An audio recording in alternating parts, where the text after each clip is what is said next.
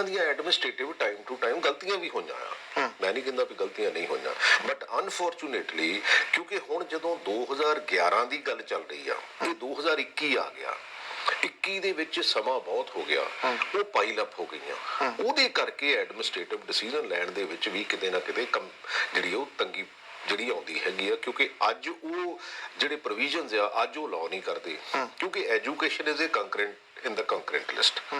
ਅੱਛਾ, ਜਿਹੜੀਆਂ government of India ਦੀਆਂ ਗਾਈਡਲਾਈਨਸ ਆ ਉਹ ਕੁਛ ਹੋਰ ਕਹਿੰਦੀਆਂ। ਜਦੋਂ ਅਸੀਂ ਥੋੜੀ ਵੀ ਡਿਵਰਸੀਫਿਕੇਸ਼ਨ ਕਰਦੇ ਆ, ਹੁਣ ਮੰਨ ਲਓ ਟੈਟ ਵਾਲੇ ਆ ਤੇ ਬੀਐਡ ਵਾਲੇ ਆ, ਅੱਛਾ ਜਿਹੜੀ ਟੈਟ ਵਾਲੇ ਆ ਉਹ ਕਹਿੰਦੇ ਜੀ ਇੱਦਾਂ ਹੋਣਾ ਚਾਹੀਦਾ, ਬੀਐਡ ਵਾਲੇ ਕਹਿੰਦੇ ਇੱਦਾਂ ਹੋਣਾ ਚਾਹੀਦਾ, ਇਹਨਾਂ ਦੀ ਆਪਸ ਵਿੱਚ ਕਨਫਲਿਕਸ਼ਨ ਬੜੀ ਹੈਗੀ ਆ। ਉਹ ਕਿਹਨੇ ਖੜੀ ਕੀਤੀ?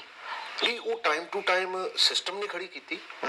ਦੇਖੋ ਜਦੋਂ ਡਿਵਰਸੀਫਿਕੇਸ਼ਨ ਹੋ ਗਈ, ਮੰਨ ਲਓ ਜਿਹੜੀ ਸਾਡੀ ਪ੍ਰਾਇਮਰੀ ਐਜੂਕੇਸ਼ਨ ਆ, ਉਹਦੇ 'ਚ ਜਿਹੜਾ ਲਿਮਟਿਡ ਜਿਹੜੀ ਹੈਗੀ ਆ ਡਿਗਰੀ ਦੀ ਜ਼ਰੂਰਤ ਹੈਗੀ ਆ, ਉਹਦੇ ਵਿੱਚ ਹੁਣ ਕੀ ਹੋਇਆ, ਗਵਰਨਮੈਂਟ ਆਫ ਇੰਡੀਆ ਨੇ ਵੀ ਐਡ ਔਨ ਕਰਤੀ। ਮੰਨ ਲਓ ਕਿਤੇ 16 'ਚ ਅਮੈਂਡਮੈਂਟ ਹੋ ਗਈ, ਹੁਣ ਜਿਹੜੇ 11 ਵਾਲੇ ਕੇਸ ਆ 16 'ਚ ਅਮੈਂਡਮੈਂਟ ਹੋ ਗਈ, ਕਿਤੇ 19 'ਚ ਅਮੈਂਡਮੈਂਟ ਹੋ ਗਈ, ਉਹ ਅੱਜ ਸੂਟ ਨਹੀਂ ਕਰਦੇ। ਉਹਨੇ ਬੇਸਿਕਲੀ ਜਦੋਂ ਅਮੈਂਡਮੈਂਟਸ ਹੁੰਦੀਆਂ ਟਾਈਮ ਟੂ ਟਾਈਮ ਉਹਨੇ ਤਾਂ ਬਦਲਦੇ ਹੀ ਰਹਿਣਾ, ਜਦੋਂ ਬਦਲਦੇ ਰਹਿਣਾ ਤੇ ਉਹਦੇ ਮਾਇਨੇ ਜਿਹੜੇ ਡਿਫਰੈਂਟ ਨਿਕਲੇ ਆਉਂਦੇ ਆ। ਉਹ ਜਦੋਂ ਡਿਫਰੈਂਟ ਨਿਕਲੇ ਆਉਂਦੇ ਆ, ਉਹ ਬੱਚੇ ਫੇਰ ਕਹਿੰਦੇ ਵੀ ਦੇਖੋ ਜੀ ਸਾਡੇ ਨਾਲ ਉਦੋਂ ਇੱਦਾਂ ਹੋਇਆ, ਸਾਡੇ ਨਾਲ ਉਦੋਂ ਇੱਦਾਂ ਹੋਇਆ।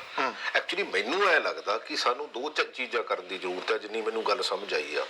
ਇੱਕ ਤਾਂ ਇਹ ਜਿਹੜਾ 31,000 ਹੈ, ਇਹਦੀ ਅੱਜ ਦੇ ਜੋ ਲੇਟੈਸਟ ਰੂਲ ਹੈਗੇ ਆ ਉਹਦੇ ਮੁਤਾਬਕ ਭਰਤੀ, ਔਰ ਦੂਜਾ ਇਹ ਆ ਕਿ ਉਹ ਬੱਚੇ ਜਿਹੜੇ ਉਦੋਂ ਵੀ ਐਲੀਜੀਬਲ ਸੀ ਉਹਨਾਂ ਨੂੰ ਏਜ ਰਿਲੈਕਸੇਸ਼ਨ, ਕਿਉਂਕਿ ਉਹਨਾਂ ਦਾ ਜਿਹੜੀ ਗ੍ਰੀਵੈਂਸ ਹੈ ਵੀ ਅਸੀਂ ਓਵਰਏਜ ਹੋ ਜਾਵਾਂਗੇ। ਇਹ ਦੋ ਚੀਜ਼ਾਂ ਜੇ ਇਹ ਸਾਰੇ ਜਣੇ ਇਕੱਠੇ ਹੋ ਕੇ ਸਾਨੂੰ ਅਲਾਉ ਕਰ ਦੇਣ ਤੇ ਮੈਨੂੰ ਲੱਗਦਾ ਕਿ ਇਹ 2-3-4 ਮਹੀਨਿਆਂ ਤੱਕ, ਮਤਲਬ ਮੈਂ ਤਾਂ ਨਹੀਂ ਕਹਿੰਦਾ ਵੀ ਓਵਰਨਾਈਟ ਤਾਂ ਨਹੀਂ ਹੋ ਸਕਦੀ, ਕਿਉਂਕਿ ਜੇ 31,000 ਦੀ ਭਰਤੀ ਹੈਗੀ ਆ ਤਾਂ ਉਹਦੇ ਵਿੱਚ ਅਲੱਗ-ਅਲੱਗ ਕੈਟਾਗਰੀਜ਼ ਵੀ ਹੈਗੀਆਂ, ਕਿਉਂਕਿ ਕੰਡਕਟ ਕਰਾਉਣ ਨੂੰ ਵੀ ਸਮਾਂ ਲੱਗੂਗਾ, ਸਾਰੇ ਕਾਸੇ ਨੂੰ ਸਮਾਂ ਲੱਗੂ, ਬਟ ਇਟ ਇਜ਼ ਡੂਏਬਲ।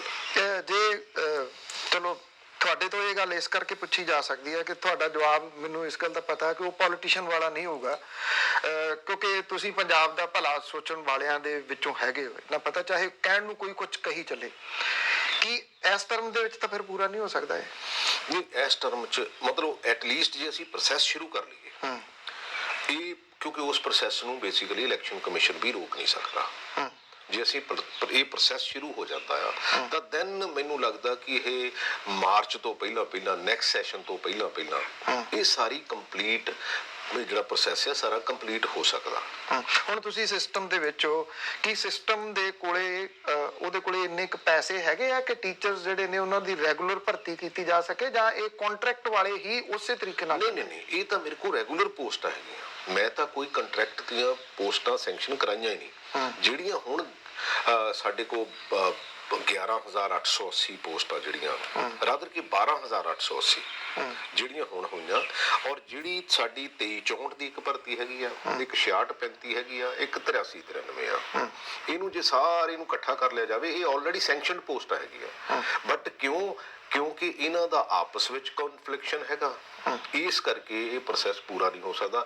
ਇਹ ਪੰਨੂ ਸਾਹਿਬ, ਇਹ ਭਾਵੇਂ ਮੈਨੂੰ ਲੱਗਦਾ ਜਿੱਦਾਂ ਇਹ ਤੁਰਿਆ ਕੰਮ, ਜੇ ਅਸੀਂ ਇਹਦੇ ਤੇ ਸੁਹਿਰਦਤਾ ਨਹੀਂ ਦਿਖਾਉਂਦੇ, ਜੇ ਸਾਰੀਆਂ ਯੂਨੀਅਨ ਜਾਂ ਸਾਰੇ ਗਰੀਬਡ ਇਕੱਠੇ ਹੋ ਕੇ ਆਮ ਸਹਿਮਤੀ ਨਹੀਂ ਬਣਦੀ, ਇਹ ਹੋ ਸਕਦਾ 2031 ਵੀ ਆ ਜਾਵੇ, ਕਿਉਂਕਿ ਕੋਰਟਾਂ ਨੇ ਇਹਨਾਂ ਚੀਜ਼ਾਂ ਨੂੰ ਨਹੀਂ ਲਾਅ ਕਰਨਾ, ਉਹਦੇ ਵਿੱਚ ਕੋਈ ਨਾ ਕੋਈ ਅਗਰੀਵਡ ਤਾਂ ਹੋਣਾ ਹੀ ਆ, ਉਹਨੇ ਕੋਰਟ 'ਚ ਚਲੇ ਜਾਣਾ। ਅਸੀਂ ਕਿ ਜਦ ਕਿ ਇੱਕ ਪਿਛਲੀ ਭਰਤੀ ਸੀਗੀ ਜਿਹੜੀ ਸਾਡੀ ਸਟਕ ਡਾਊਨ ਹੋਈ ਆ, ਅਸੀਂ ਇਹ ਵੀ ਕਿਹਾ ਸੀ ਵੀ ਸਾਨੂੰ ਜਾਂ ਇੱਦਾਂ ਲਾਅ ਕਰ ਦਿਓ, ਜਾਂ ਇੱਦਾਂ ਲਾਅ ਕਰ ਦਿਓ, ਜਾਂ ਇੱਦਾਂ ਲਾਅ ਕਰ ਦਿਓ।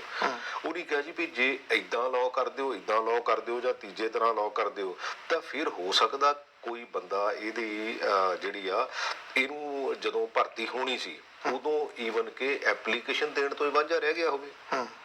ਸੋ ਗੱਲ ਤਾਂ ਕੋਰਟ ਦੀ ਗੱਲ ਸਮਝ ਆਉਂਦੀ ਹੈਗੀ ਆ। ਸੋ ਅਨਫੋਰਚੂਨੇਟਲੀ ਇਹ ਸਾਰਾ ਕੁਝ ਹੋਇਆ। ਇਹ ਤੋਂ ਥੋੜਾ ਜਿਹਾ, ਕਿਉਂਕਿ ਮੈਂ ਸਿਰਫ ਐਜੂਕੇਸ਼ਨ ਦੇ ਉੱਤੇ ਤੁਹਾਡੇ ਨਾਲ ਗੱਲ ਨਹੀਂ ਕਰਨੀ, ਜਿਹੜੇ ਬਾਕੀ ਵੀ ਮਹਿਕਮੇ ਨੇ ਇਹਦੇ ਨਾਲ ਇੱਕ ਰਿਲੇਟਡ